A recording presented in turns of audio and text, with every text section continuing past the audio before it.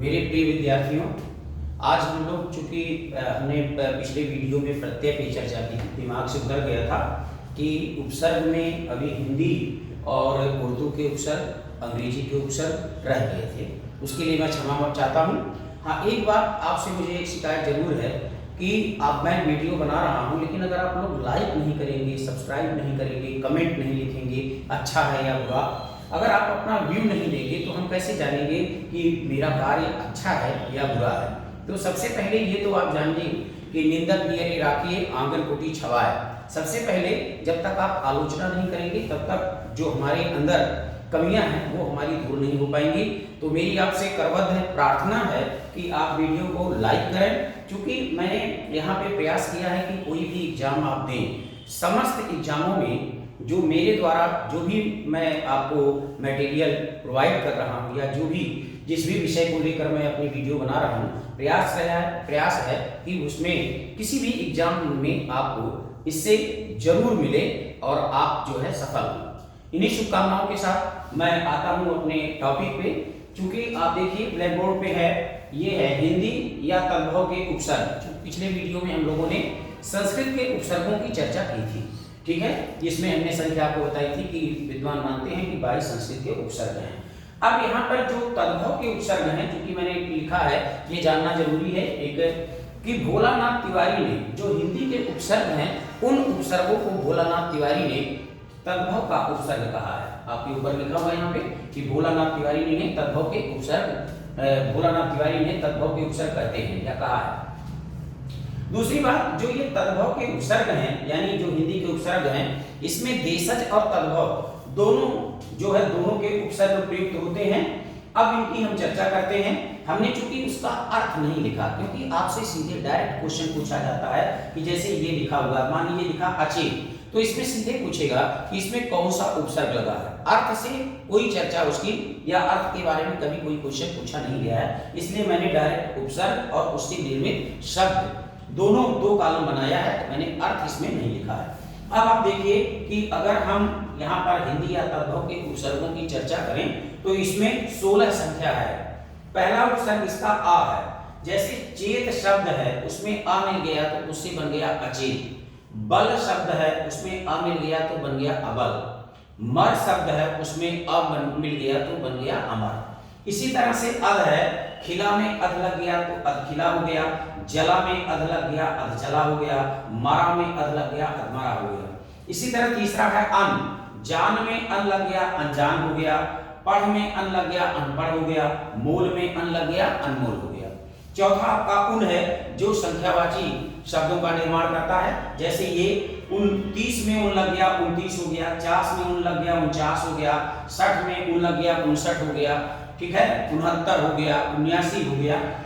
इसी तरह से आपका अगला औ है, घड़ में अग लग गया औ लग गया अवघड़ हो गया, चक में औ लग गया औचक हो गया, गुण में औ लग गया अवगुण हो गया। इसी तरह आपका छठा उ है, भरना में उ लग गया उभरना, तरना में उ लग गया उतरना, चक्का में उ लग गया उचक्का। फिर आपका आता है कु, कु में रूप में उ लग गया कुरूप, कर्म में उ लग गया कुकर्म, ढंग में उ लग गया कुढंग, क्योंकि आप स्वयं भी बनावें। फिर ये का है, का में सिर्फ एक ही आपका शब्द बनता है, वो है आपका कपूत, पूत में का लग गया तो कपूत।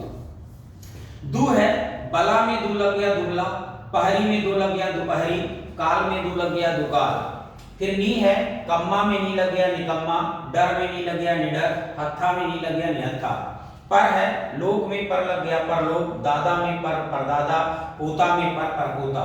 स है, बल में लग गया सबल, काम में लग गया सकाम, रस में स लग गया सरस, पूत में स लग गया सपूत। सु है, डौल में सु लग गया सुडौल, जान में सु लग गया सुजान, देश में सु लग गया सुदेश।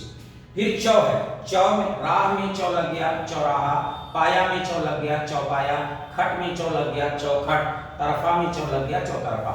ती, गुना में ती लग गया तिगुना, कोना में ती तिकोना, राहा में ती तिराहा, रंगा में ती तिरंगा।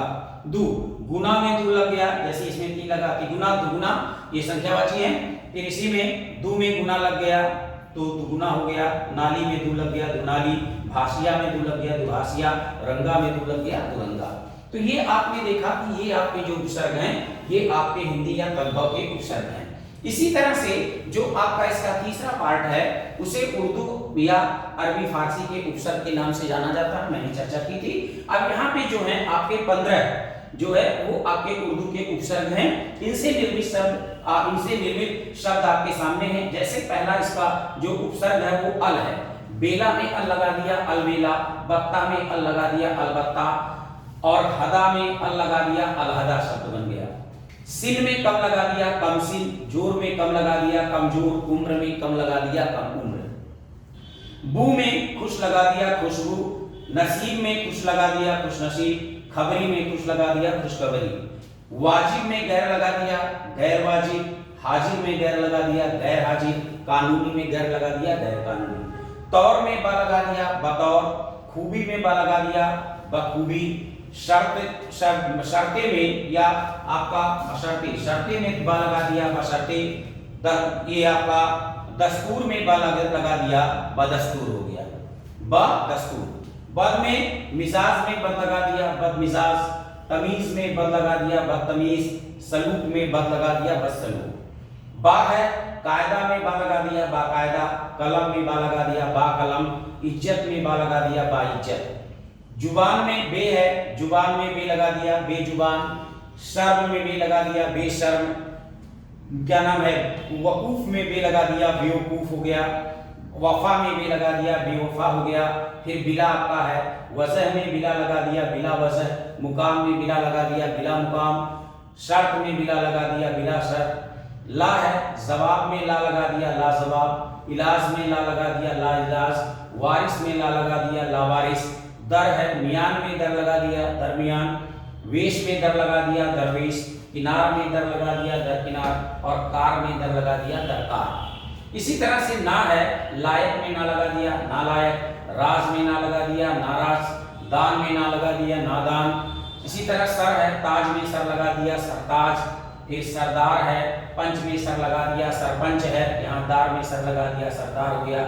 फिर हम है राज में हम लगा दिया हम राज, वतन में हम लगा दिया हम वतन, जोली में हम लगा दिया हम जोली, और ये आपका हर है रोज में हर लगा दिया हर रोज, तरफ में हर लगा दिया हर तरफ, और दम में हर लगा दिया हर दम। तो माय डियर ये आपके इसके हैं हिंदी या तद्भव के उपसर्ग हैं, और ये अरबी फारसी या उर्दू के उपसर्ग हैं। मुझे पूरा विश्वास है कि इतना अगर आप पढ़ लेते हो तो 100% कोई भी एग्जाम देने जाओगे उसमें आपको इनमें से उपसर्ग जरूर मिलेगा।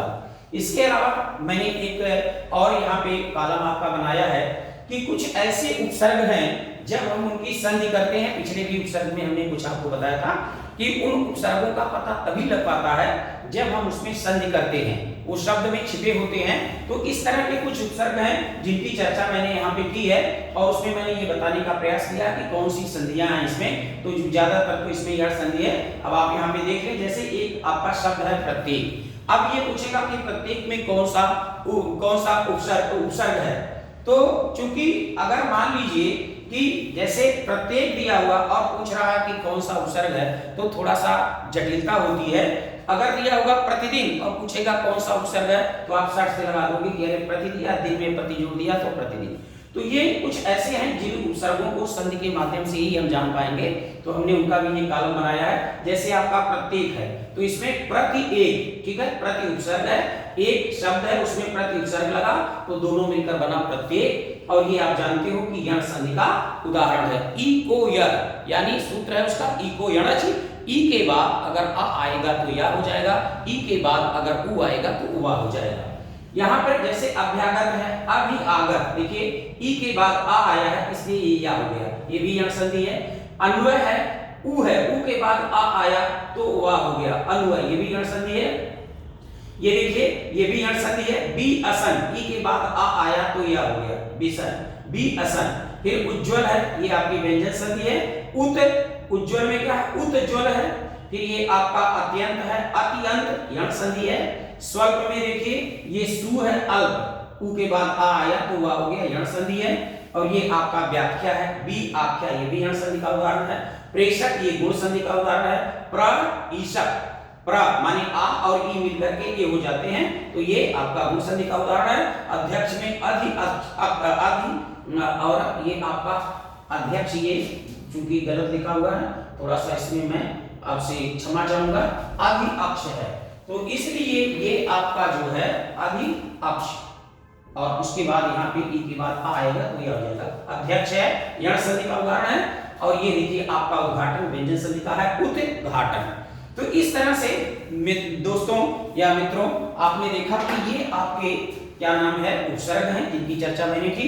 अब इसमें एक उपसर्ग है अंग्रेजी का, कुछ उसमें कुछ शब्द हैं जिनसे बनता है, उसकी चर्चा मैं कोशिश करूंगा कि अगले वीडियो में करूं। हालांकि वो बहुत इंपॉर्टेंट नहीं है, उनसे नहीं पूछा जाता। मैंने पीछे भी आपसे बताया था जब मैं क्या नाम है उपसर्ग प्रकरण की चर्चा कर रहा था, तो मैंने आपसे कहा था उसमें ज्यादातर तत्सम या आपके ये तद्भव हो गए या उर्दू, यहीं से पूछा जाता है। और इस तरह के जो क्वेश्चन होते हैं ऐसे भी थोड़े से जटिल बनाने के लिए इनसे भी क्वेश्चन या यहाँ से भी क्वेश्चन पूछे जाते हैं। तो मुझे पूरी उम्मीद है कि आपको उपसर्ग में किसी भी प्रकार की कोई समस्या नहीं होगी।